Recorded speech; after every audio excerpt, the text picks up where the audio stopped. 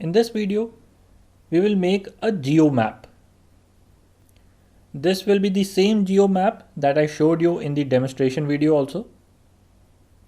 To draw this map, we'll first add a new page because this page is full. So I'll go to the page option in the menu and open a new page. You can put different parts of your report on different pages. So on this second page, we will add a GeoMap. To do that, we'll go to add a chart and click on this GeoMap.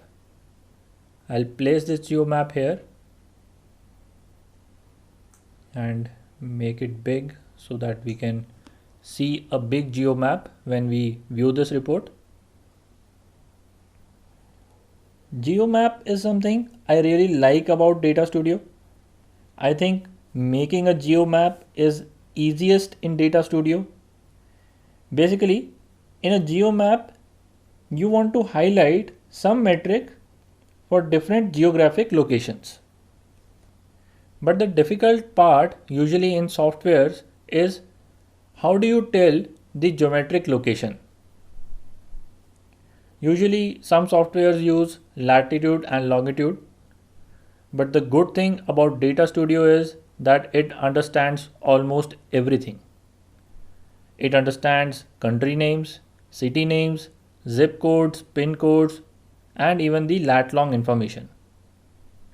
So since here we have country names, we will select country name in the geo dimension. So pick it up and drop.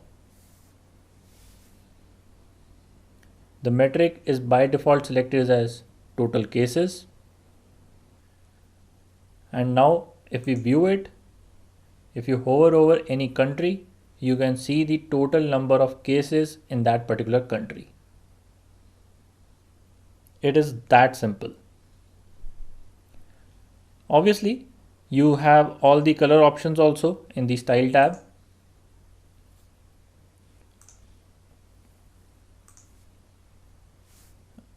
Also, if you are looking at a smaller area, for example, if you have state-wise data of a particular country, you can zoom on that country also.